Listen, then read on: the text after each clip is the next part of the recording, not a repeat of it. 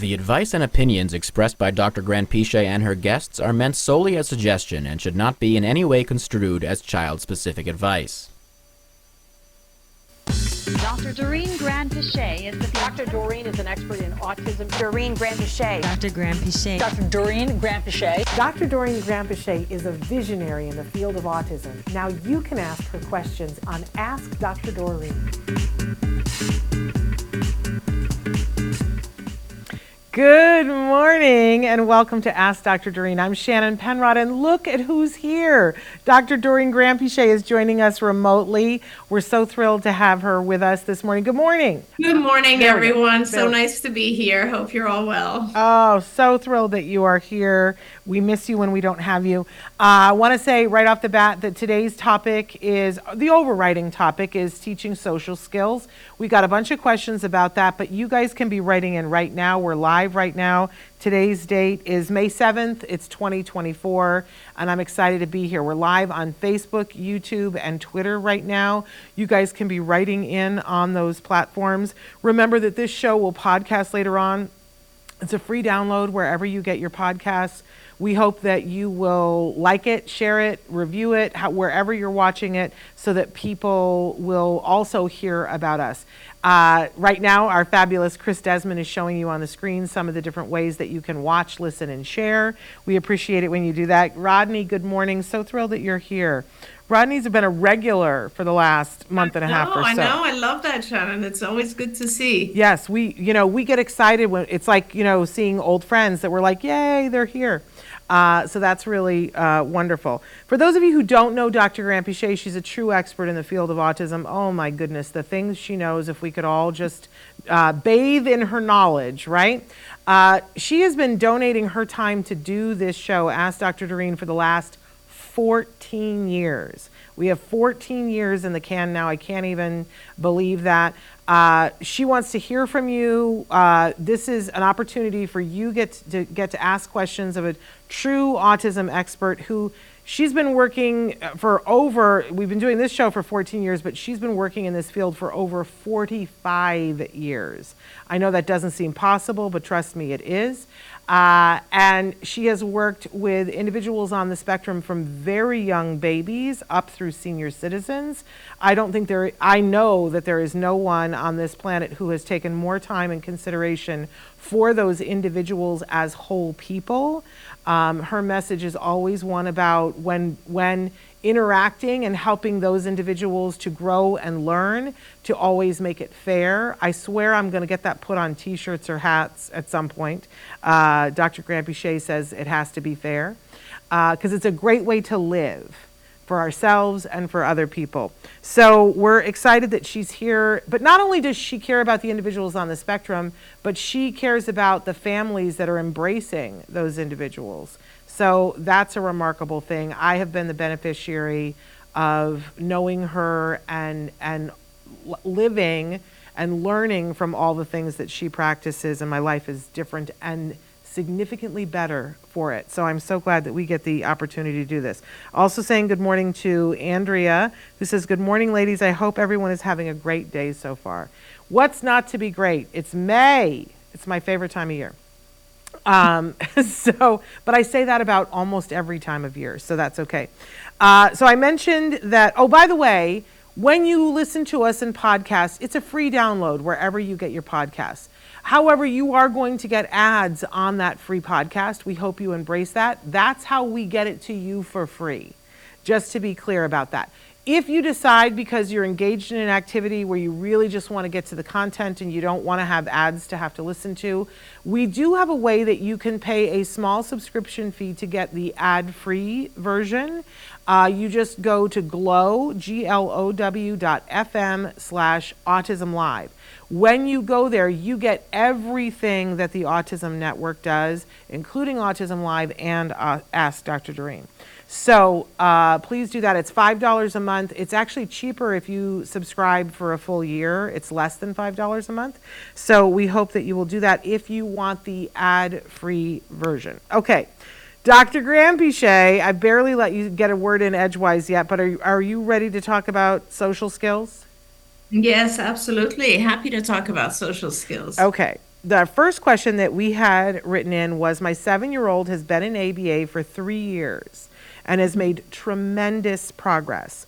I feel like the thing we are still working on is social skills. My question is, should we continue working on that in ABA, or should we move to a social skills program, or both? That's great. So that's a good question. I'm happy to answer it. I'll try to summarize and be concise, but there's a lot to talk about when we get into social skills.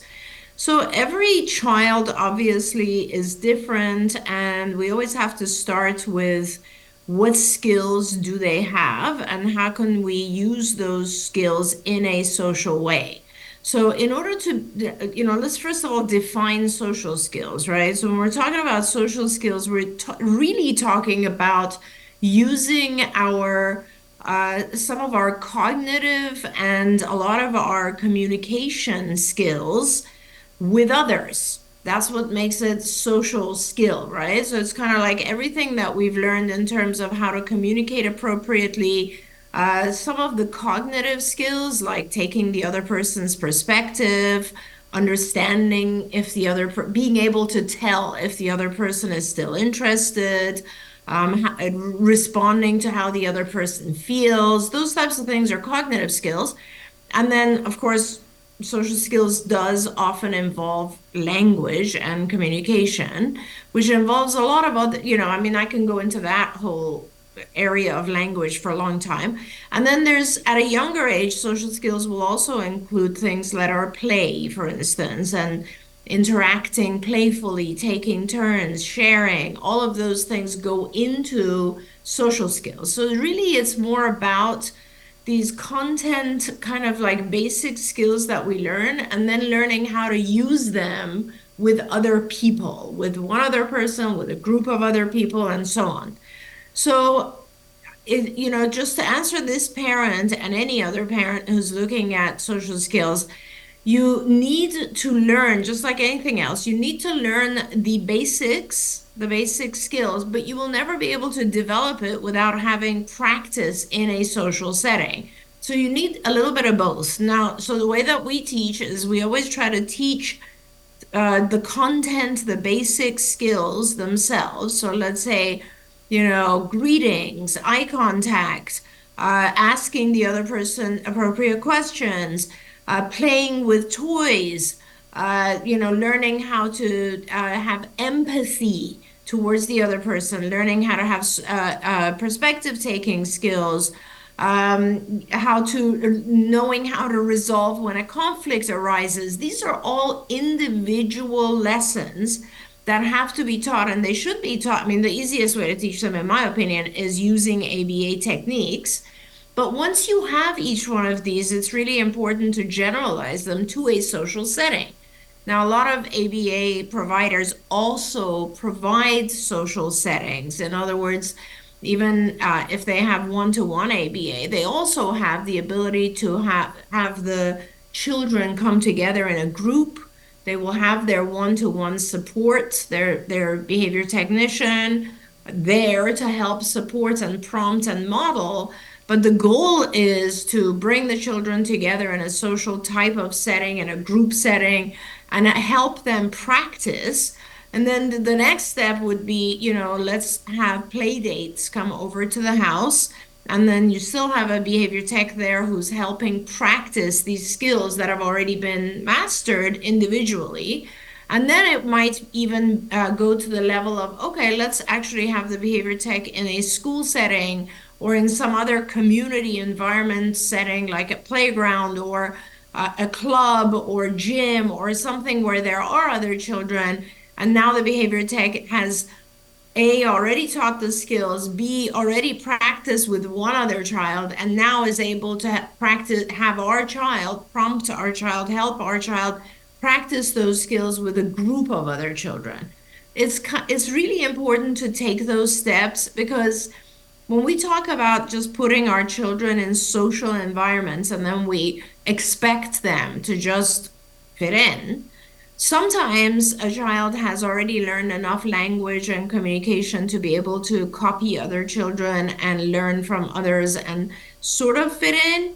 A lot of times, what happens, unfortunately, is that our child doesn't fit in. And then they feel either because they're not comprehending or because everything is moving too fast, or they are disturbed by environmental sensory things, or whatever it is. And then what ends up happening is that the other children become friends and our child feels left out. So the social experience becomes a negative one. And we don't want that for our kids. We don't want our kids to ever experience feeling isolated or feeling left out, or at worst, feeling bullied, right?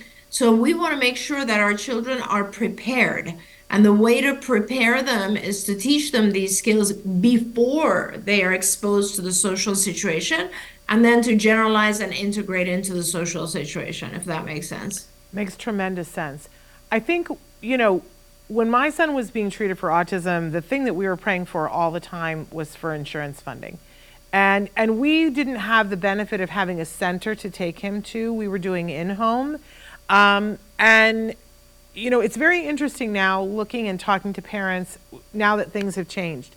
And insurance is great, and it's great that so many of you have funding for ABA, but one of the things that it's led to is that people have this very regimented, siloed look at where ABA happens and what it does. They think it happens at the center and it's separate from the rest of life.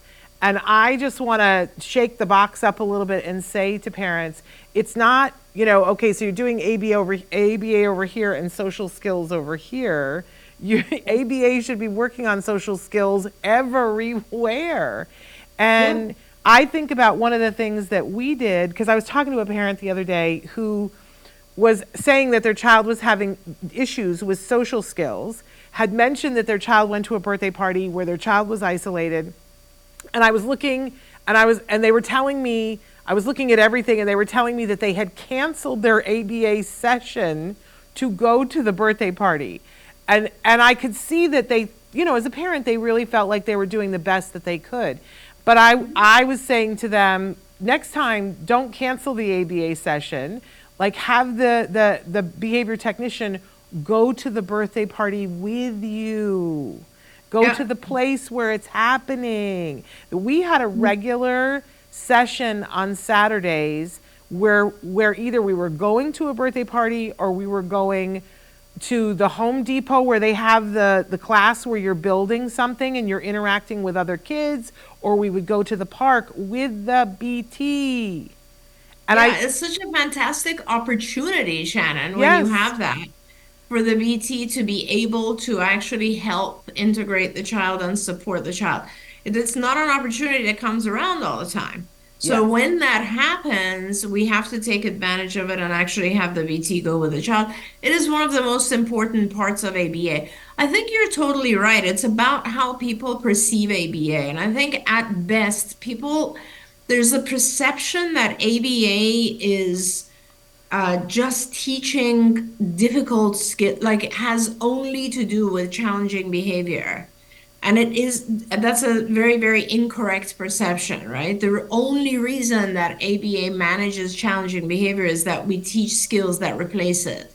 And some of those skills include language, communication, social behavior. So, ABA is all about teaching, and it's a type of technique where you can use it to teach anything pretty much. Yeah. And that's important to note. Absolutely.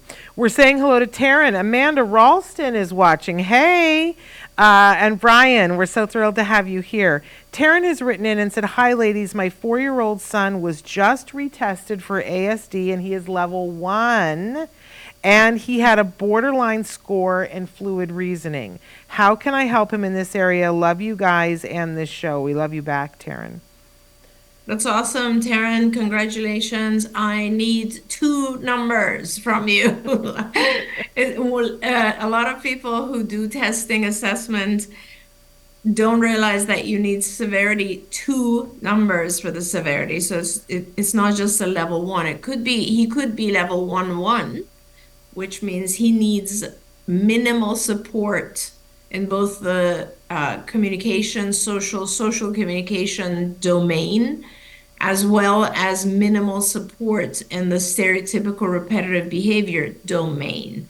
So there's two separate sections to autism, and I need a number for each one. One, of course, being minimal support or support, let's say, two being substantial support, and three being significant, like the most support necessary. So either way, congratulations. I'm very, very happy for you. Fluid reasoning is an interesting area. This falls kind of under we work on this, and we work on it in the area of executive functioning and sometimes also in our cognitive domain of lessons.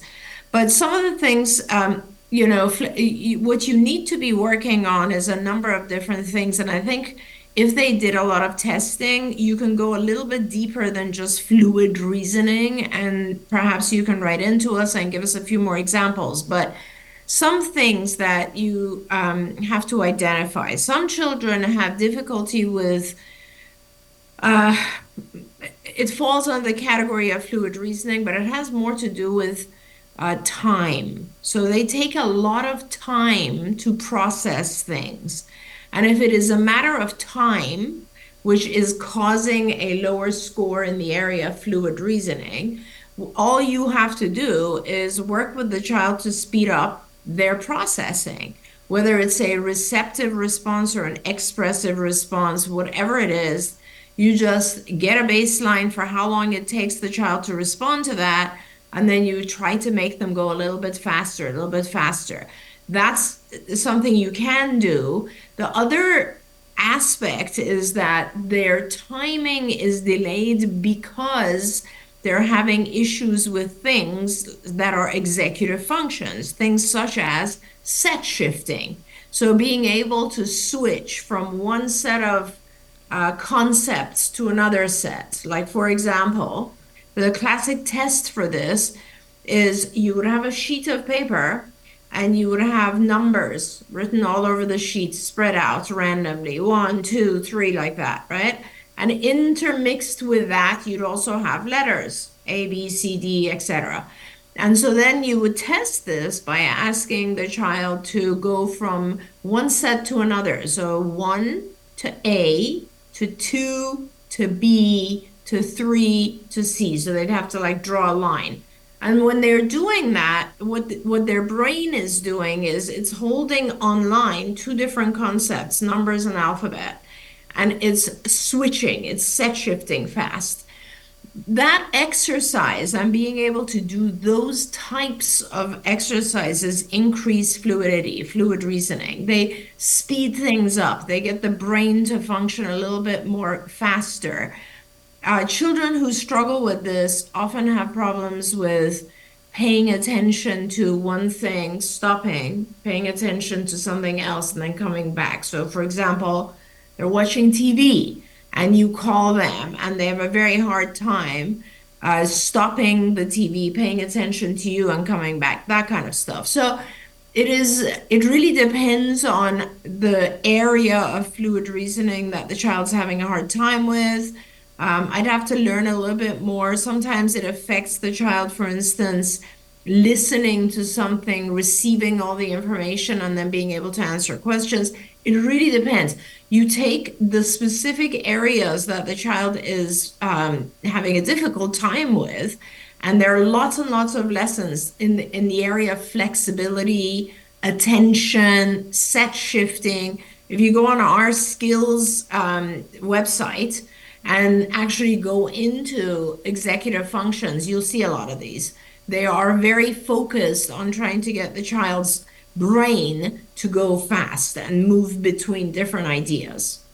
Fascinating. On tomorrow's show, we're doing a parent-to-parent show where I'm talking about things to set you up for success during the summer. And you're making me think about, there was one summer with Jem where we were working through, are you familiar with the book that's called Drawing on the Right Side of the Brain? Yes. And we were working through the different exercises in that. And that's all about, having a thought go from your right brain to your left brain and from your left brain to the right brain, but it's all through drawing exercises. It was a fascinating thing. I had done it when I was younger, and then we did it with Jem, and it was really helped him. But is that the same kind of thing, or is that just something completely different when we're talking about going from one side of the brain to the other? Yeah, no, I mean, so there is also the whole concept of we each of us have dominance on one side or the other of the brain, right? Yeah. And each side of the brain has different controls, different functions. That's why you kind of see people who are, let's say, more verbal, or people who are more creative, artistic, etc. And we have developed, I guess, a process by which we are a little bit balanced, most of us. So we have a strength on one side, but the other side is functioning as well. It isn't necessarily that what we're talking about here is not the functioning of the two lobes of the brain. It is more about fluid reasoning, has more to do with the prefrontal cortex of the brain, which is right around here. It's not even the frontal lobe, it's right around here. And that is the area that controls all the other activities. So that's why it's called executive functions. It's kind of like the control center. And the control center is what's functioning slow. So that's what we're trying to do, is we're trying to get the control center to give signals faster, and then to be able to stop one signal and start the other, and so on and so forth. So all of these brain activities, to be honest, Shannon, increase our ability to respond. And this is why when you learn a new language, and you and I were talking about it a couple of weeks ago, when you learn a new language, you're not really all that fluent in it until you kind of live there, right? Yeah. And when you live there, or when you're immersed in the language, what ends up happening is you use bits and pieces at different levels, and you experience it in different ways, so that there's different parts of your brain that are becoming more familiar, more active, more exercised, let's put it that way, and then you become fluent in it. Yeah. With our kids, they're learning massive, massive amounts of information in a very short period of time, and they just don't, the control center that has not had enough practice controlling these different activities. So it just takes a little bit of activity time. Yeah. But we can work on that, and we can make that fun. There are lots of video games that work on this. Absolutely. And it is a lot of fun. It is a lot of fun, and it's very helpful, and it's not just limited to children who have issues with autism. It's also of course, it's like the primary thing with ADHD. There are a lot of other kids who would also benefit from these types of exercise, and they're fun. The kids love them, as you said. There's all kinds of apps, you guys, and they even have them for senior citizens to help them with keeping their brain fresh. We're saying hello to Helen as well. We had another question about social skills. My son is 4, and I am worried. Whenever we go to the park or with friends, he cannot play with the other kids. He acts like he doesn't notice them, and if they try to play with him, he gets mad and throws sand or hits. He is my only child, so he hasn't learned to share. He did get a diagnosis of autism, and they gave 2 numbers, Dr. Granpeesheh, a 2-2. Yeah. Okay. I just don't know what to do to fix this. Will he always be like this? Oh, yeah. Okay. So this is a perfect example of a scenario that I was talking about earlier, which is, we put our children in social settings, and then we sort of expect them to know how to interact and just fit in. It's the same as if I was to, let's say, if someone was to take me and just drop me off in a, temple in Nepal. I would have no idea how to behave. Right? It's a very different setting. I wouldn't really understand a lot of what's going on around me, wouldn't know the rules, wouldn't understand a lot of the communication and the language. And so it becomes really important to identify the core skills that any child needs and teach as much of those as possible before we expect the child to be able to succeed in these environments that are very foreign to them. So the good news is that your child is only 4, and you hopefully have the ability to find the time and get the funding from your insurance company to be able to teach a lot of the core skills that later are integrated into what we call social skills. So, it's so variable that, I mean, I can give a few examples, right? If it's a level 2 child, I'm assuming that the child has a bunch of symptoms that are preventing the child from being able to actually even perform the social skills. For example, how much does your child communicate? So let's just focus on language. Language is a very necessary component to social skills. In fact, years ago, the diagnostic manual used to separate those 2 domains, and now it's the same domain. It's called social communication. And so it is very, very important to start out just by teaching communication skills. And that can be pretty advanced. Some children will really only be able to communicate their needs and perhaps some labels in their environment. Other children can go further. They can be more descriptive. They can talk about things that are in their environment, things that were in their environment, things that are in their mind, things they saw on TV, things that passed, etc. And as much as we can, we want to push the language, the communication first.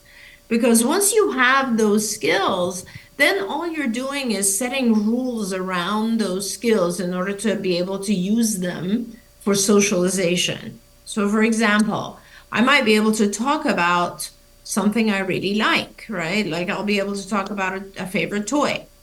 That's great. But if I take that skill and now when I want to implement it in a social situation, I need to do a few other things. I need to be able to call the child that I want to talk to, get them to pay attention to me or give me eye contact, give them eye contact, stand at an appropriate distance from them, talk a little bit about the thing that I like, but also be able to pay attention to, is the child interested?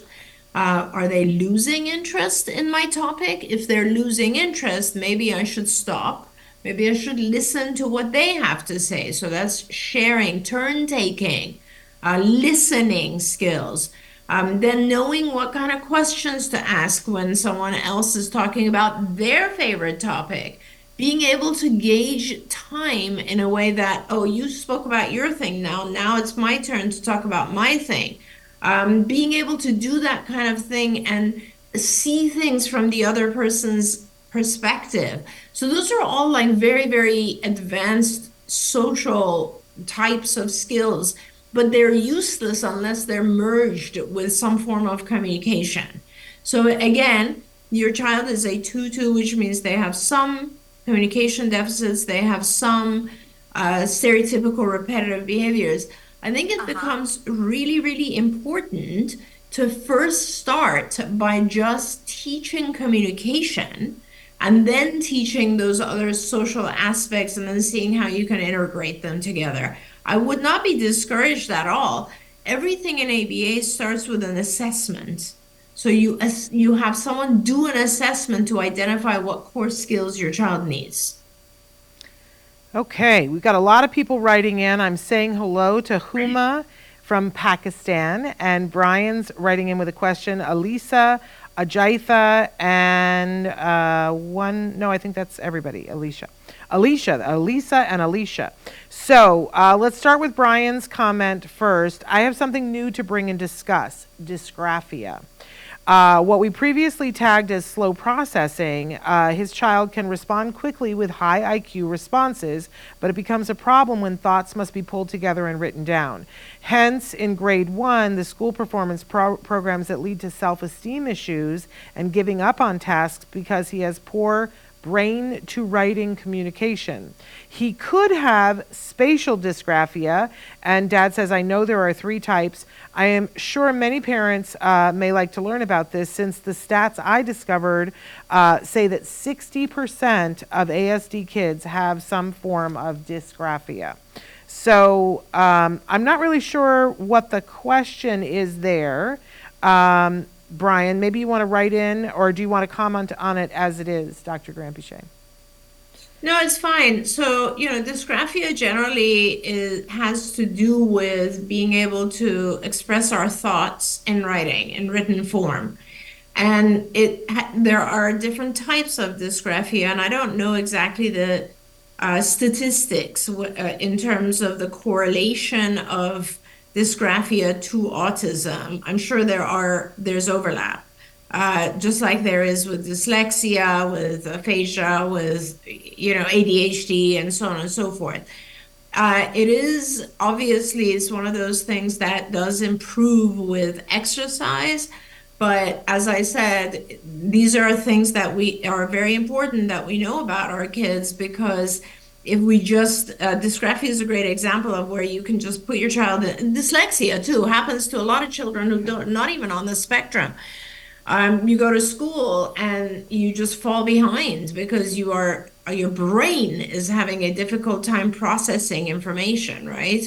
And no one figures this out until you start to fail. I mean, there are so many kids I know who have very severe ADHD who I'm just amazed how they were able to overcompensate and actually get through school.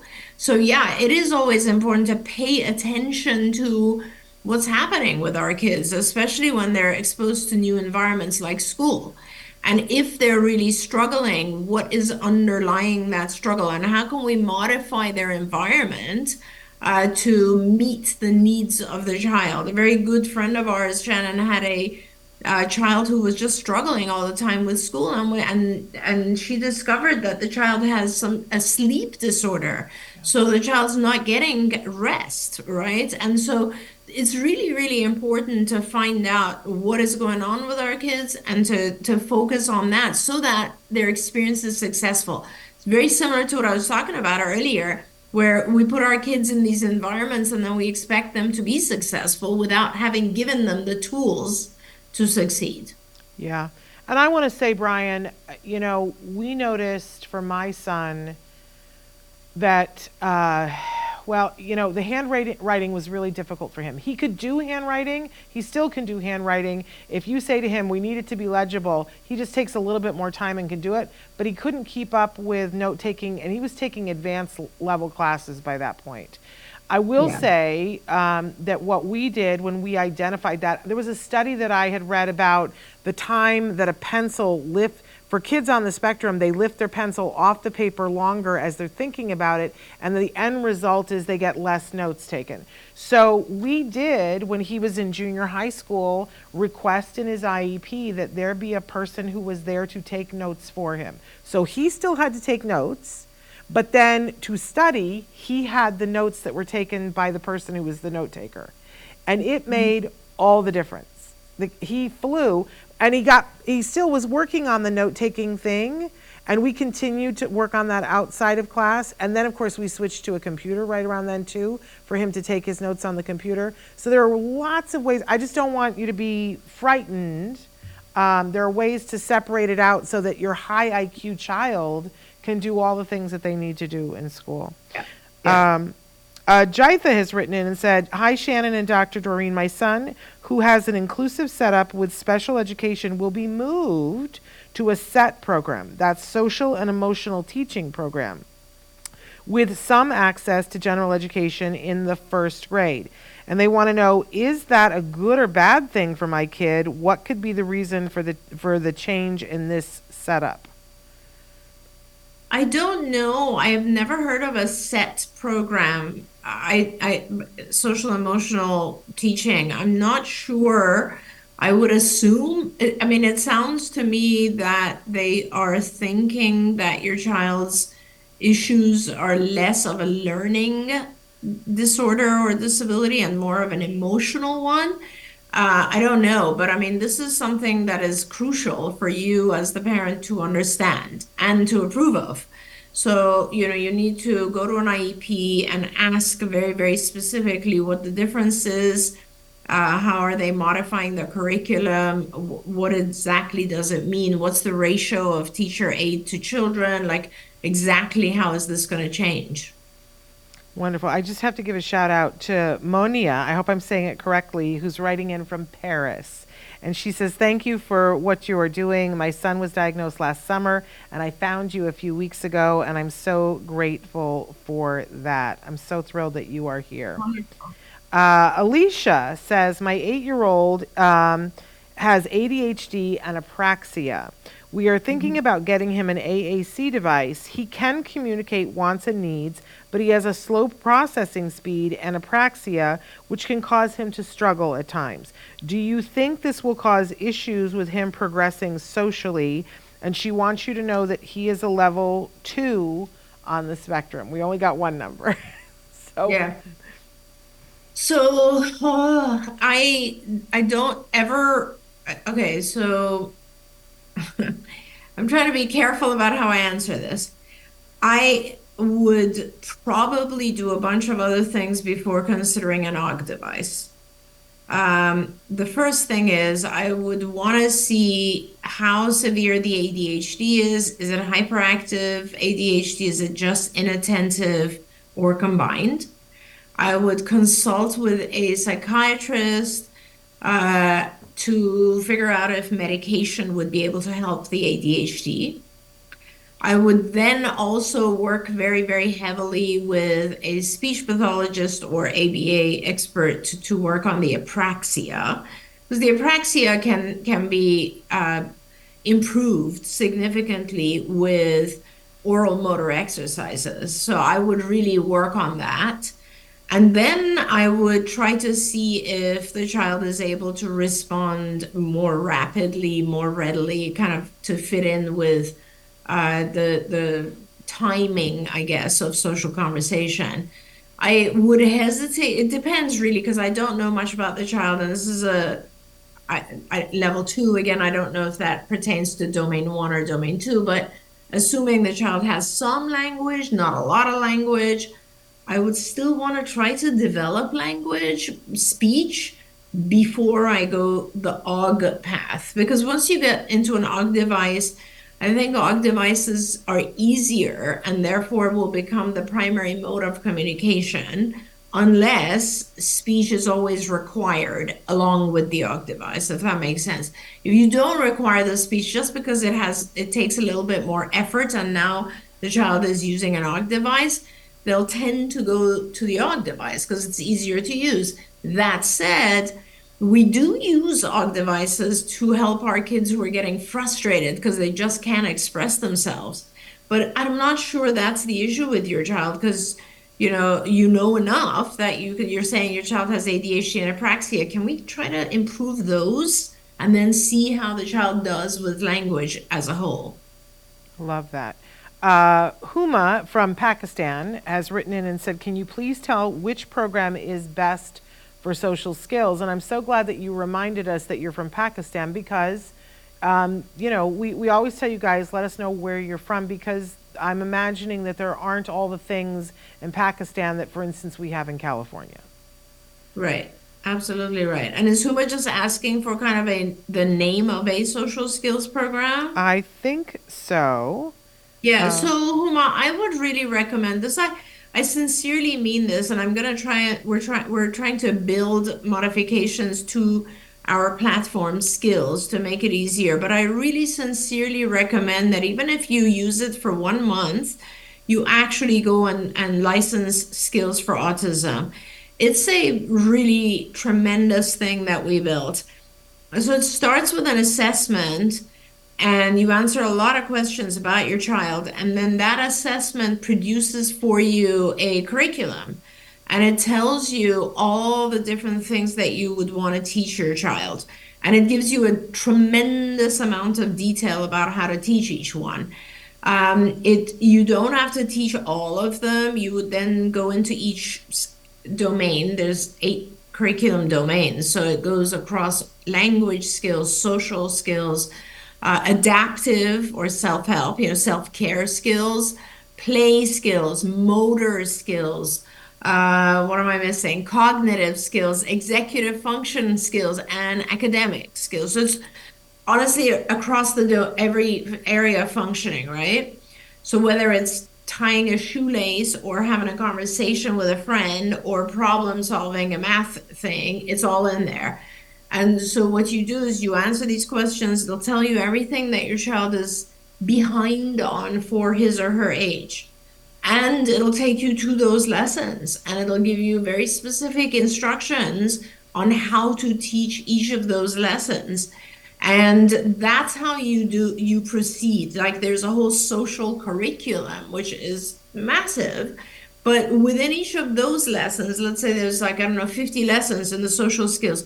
But within each of those, there's prerequisite lessons. So it'll say, you can't really teach this until you've done actions, or let's say object labels within the language domain. So it'll kind of lead you to things that are a little easier first.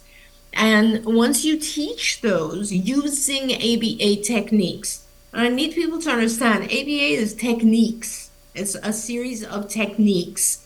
This is a curriculum that we've built for kids on the spectrum, and they go hand in hand, right? You use ABA techniques. You could use any technique, honestly, but ABA techniques have been shown to be effective. You use those techniques to teach this content in the order that it is presented on skills.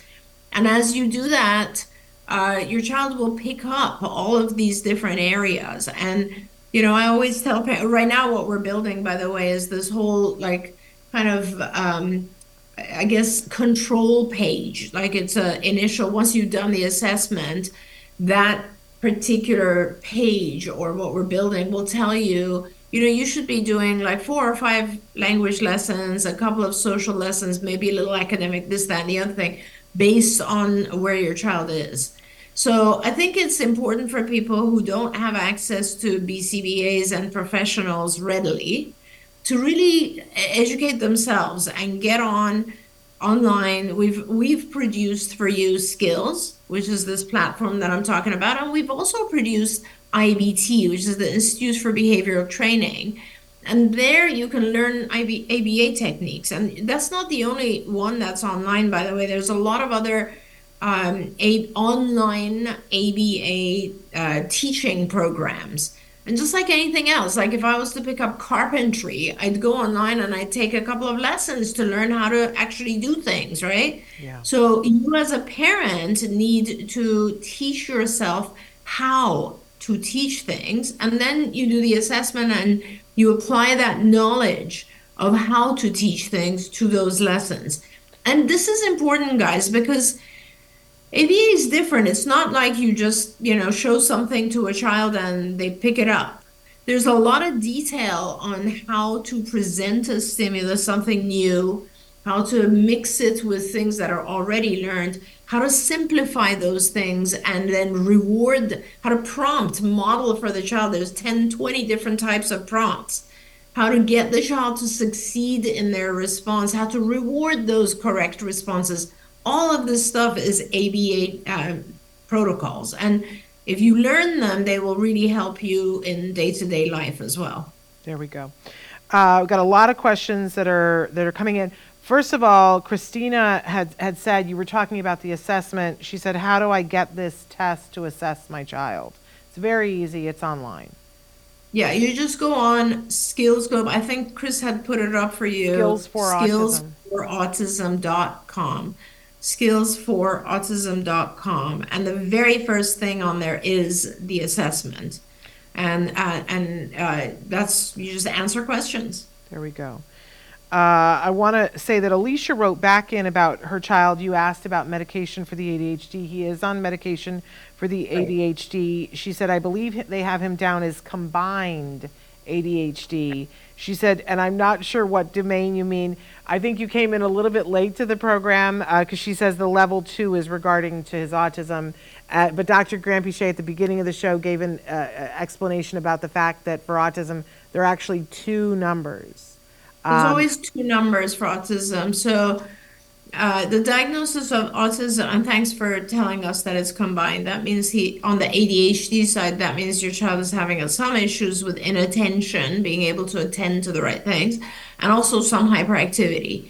And so the medication should most of the time be able to help control more the hyperactivity and a little bit the attention as well. So that's good. Make sure the medication is the right one, the right dose. It actually is having an effect on the child.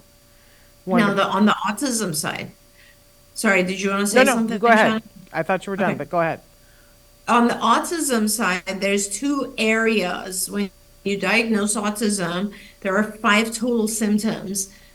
3 of those have to come from the first area or domain, and that domain is called social communication. You need all 3 symptoms in that area have to be checked. Okay, so the child's having a difficult time communicating, but in several different ways.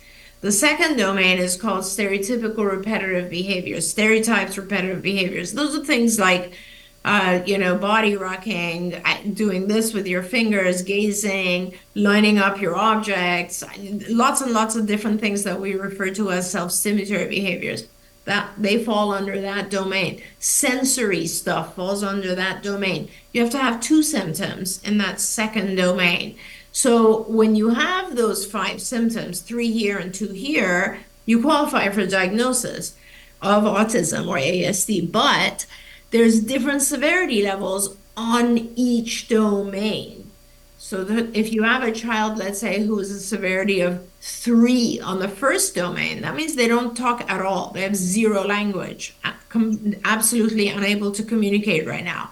If they have a 1 on the first domain, that means they're talking pretty well, but they still have all 3 symptoms, delays, but they're able to communicate. They're just not very social. They're lacking in some of the social areas. Now, if you have a 3 on the second domain, it absolutely has nothing at all to do with their language ability or their social ability, right? It just means that they have a ton of self-stimulatory behaviors, a lot of sensory issues. If you have a 1 on the second domain, that means they don't need a lot of support in that area. Now, imagine the difference between a child, and this is why I always say the 2 numbers are very important. Imagine the difference of a child who is a 3-1. That means they need a lot of support on the language communication. They have no language, they're not able to communicate, but they don't really have a lot of self-stimulatory behaviors. Okay, that's one child. Now reverse that. Look at a child who's a 1-3. That means they have a lot of language and communication, just a few social delays, but they have a ton of self-stimulatory behaviors, right? Very different levels. No self-stimulatory, a lot of self-stimulatory, no language, a lot of language. So the 2 numbers produce 9 different types of autism, severity levels. A 1-1, a 1-2, 1-3, a 2-1, 2-2, 2-3, and a 3-1, 3-2, 3-3. I don't want to get it complicated, but these are important because our kids are different. And it helps us identify kind of where the child is struggling. Remember, these severity levels are defined as how much support does that child need in the domain of social communication or in the domain of stereotypical repetitive behaviors. Hope that helps. As she said, thank you so much for explaining that with an exclamation point. I want to go to a friend who's written to us from halfway around the world because they've said good evening. Good evening, Dr. Doreen and Shannon. My son, 7-year-old, has just started to interact with others, but keeps saying hello several times to peers in church. The friends hello back and wave, but again, my son says hello. Then the typical children run away, and my son is too close to his face, to the children's face, way too close. How can I teach him? Yeah. Isn't it amazing? We just started out talking about exactly these types of situations where our kids are. So this is actually a wonderful situation. I want to say good because I love it when children are actually interested and they're trying to communicate, right? Your child is trying to communicate. He just doesn't have the content. And so he's seen probably somewhere that people say hello. And so he's making that first initial thing, but he's not necessarily taking it to the next step. You need to teach him the next steps. And the next steps involve all of those things that I was saying earlier. It's like he doesn't know that once you've said hello, you only say it once, right? And then the other person says hello. And then the next thing might be, how you doing? He also doesn't know that, like if he's talking to a child, he'll say, how's it going? Or how you doing? Or whatever your language is. Whereas if he's talking to an adult, he might say, how are you? Or he might wait for them to ask first. There's all that kind of like subjective stuff that goes with language as well. But just to begin with, let's teach him. This is one of our lessons in skills, again, called greetings. And it's not just about saying hello, it's about all the next things that you can say after you say hello. So why don't you teach him some of those next steps, right? And then, honestly, this is kind of what I was talking about. If you are in an ABA program, or if you have the ability to, we actually even wrote a bunch of programs about kids in church or in Sunday school and so on, because you really want every experience for the child to be positive, right? So you start out teaching the specific skills that they need, and then you take them to these environments. And until you can do that, you should have a behavior tech with you if possible, because that person, while you're attending to church, that person will be very actively engaged in trying to support, prompt, maybe whisper to your child what the next thing is that they can say, practice those skills that the child has learned. And without that, it's kind of like, you don't like have a child go and like, or an adult. You don't just say, hey, go buy something and get the exact change and come home without first having done that on paper, right? If I give you $2 and something costs $1, there's a didactic portion to everything. There's a portion where we actually have to learn the skill, then apply it to daily life. Mm-hmm. And I think we overlook that with our kids, and we expect too much. And then they have a negative experience and they never want to really try it again. Yeah. You have a very social child, so give him the skills. Wonderful. Our friend from Paris wrote in and said, my son's language has been improving over the last months. He is verbal but not conversational. However, when he is in a social setting, he is not able to say a word. How can I help him with that? That's awesome. That's great. So again, and there's so much involved with language. I would really recommend also, if you can, just go on skills, and we put skills up earlier and we can put it up again for you here. Go on skills, because it would give you a lot of ideas of additional language as well as social skills that he needs. I don't know what they are because I haven't met your child and I haven't done an assessment, but they could be a variety of things. A very kind of basic early level stuff could be just descriptive language, like, tell me, talking about things that happen to him. Is he able to do that? I don't know. If he isn't, we would need to teach him that. Is he able to describe things in a way that you're taking turns? Is he able to ask questions and answer statements? These are all individual lessons in language. Then in the social area or curriculum, there's a lot of other stuff. It's like, does he show empathy? Does he have the ability to listen to other people and understand how they're feeling? Is he able to read body language? Facial expression. Does he know what's appropriate to different environments? Like if there's multiple kids, or it's a playground as opposed to a library. We have lots of different behaviors called context cues. So you learn all those things individually with your child. If he doesn't have those skills, teach those first. If he does have those skills, the way we integrate with other kids is we do one-to-one first.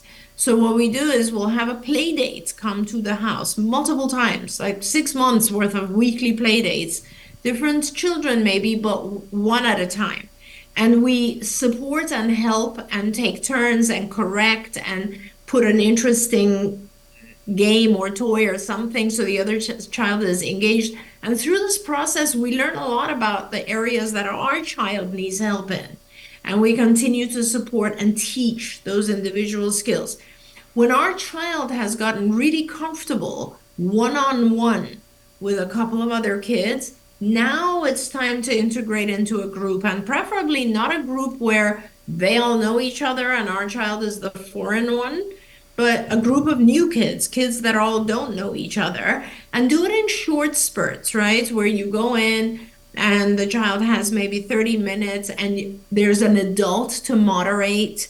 Like you change the environment a little bit so that your child starts to get comfortable. You can also obviously offer your child practice, just give them some ideas of things they can converse about. But conversation comes when we are very comfortable and capable and have the skills and comfortable with knowing how to deal with other people. I do also want to say, when there are children who have a lot of the skills, but they still kind of freeze or become very shy in social environments, you got to look at anxiety as well. I mean, there's this whole other thing we overlook, which is social anxiety. And it is not uncommon. Like, first of all, I mean, I have this whole other lecture I give about how autism itself can lead to a lot of anxiety, because remember, our kids are having a harder time understanding, having a harder time reading body language, a harder time with the sensory stimulation at them. That could be another thing you need to pay attention to. Sometimes our kids shut down because it's overstimulating. Is that what's happening? Is it too noisy? Maybe you want to start social behavior or social groups in a more calmer environment. All of those things have to be paid attention to before if the child is anxious, that's a whole different thing. And we can talk about ways to deal with anxiety first. Because, all this stuff could be happening with our kids and leads to them not being able to show us the skills they know. Yeah. But there's a certain common sense, though, to this idea of that you were saying before about you work on something on the side so that you have the skill developing before you put it in the environment with all the other things. Many times we've talked on the show about the fact that ABAs, you said earlier, it's great for teaching anything. And we've talked before on the show about how they use it for Olympic athletes. And just stop for a moment and think about the figure skater who's going to do this program, and they're going to do it for the Olympics and they want to win a medal. They don't just go out on the ice that one day and hope for the best.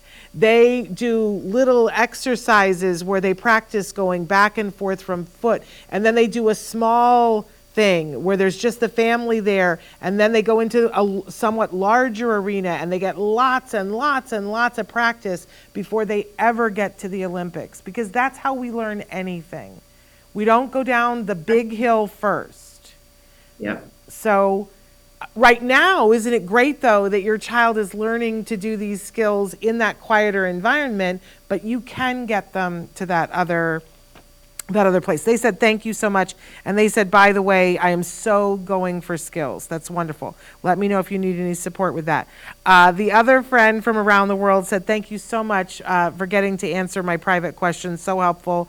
I just watched your videos every day. So grateful. Both amazing. And they sent a happy face. Anisha wants to know, what is the threshold of language to bring in another child? Great question. That is a great question. And it really, that's a fabulous question. There's different thresholds. So if you bring in another child, and so we used to always ask for let's say a lot of our kids when we were doing initial social programs were younger boys, right? So they were like 5-year-old, 6-year-old boys, because there's a higher ratio of autism in boys. We would always ask for, let's say, a 7 or 8-year-old girl as our first peer to come in and play, because the 7 or 8-year-old girls are really good teachers. They're bossy. Pardon? They're bossy. They're bossy, and they love having another child do things they say, and that's fabulous. Depending on your specific child's personality, I guess. If you are at a point where your child needs guidance, it doesn't matter if they're still at low level of language and you bring in another child who's going to act as their teacher, that could be great. If you are at a point where language is pretty fluent and you bring in another child who's going to be peer, they're going to learn things like turn taking, sharing, listening to the other person, etc. So there are different reasons and times to bring in another child, I think, but you always want to make sure you're controlling the situation when you bring another child in, because really the whole purpose of this is for our child to benefit. And so if your child will benefit from having another child there in different ways, in language and social and even compliance, whatever it might be, then bring in another child. There we go. And I'm so happy that I pronounced our friend from Paris's name correctly. We're pretty much out of time. I want to just briefly say what we're doing the rest of the week. Tomorrow is that parent-to-parent talk on Autism Live, where I'm going to be talking about things that we can, all of us parents, can be doing right now in May to set up for summer success. I feel very passionately about this as a former teacher. Please tune in to watch that. Then on Thursday and Friday in May, we're doing something new. We're doing the best of Autism Live on Thursdays. This Thursday, we're showing you one of our favorite episodes with Temple Grandin, so you're going to want to tune in for that. And then on Fridays in May, we're doing the best of Ask Dr. Doreen. And this Friday, we're talking about when something is missing. When you feel like something is missing, you feel like you've got a bunch of things going, but there's something missing, and figuring out what that something missing is could lead to a substantial amount of progress. So it was a great episode. You guys will want to tune in for that. So we thank you so much for being here. Love that so many. And Rodney, you just wrote in a question and I don't have time to get to it, but I'm going to remember this for next week. Please write in your questions earlier when we have time. But Dr. Granpeesheh, thank you so much. This was such a fun show. It was always fun. Thank you so much. Always lovely. All right. Thank you so much. And to all of you, we'll see you tomorrow. Until then, give your kiddos a hug from me and one for you too. Bye-bye for now. Bye now. Don't forget, you can watch Ask Dr. Doreen live every Tuesday morning at 10 a.m. Pacific time. We hope to see you there.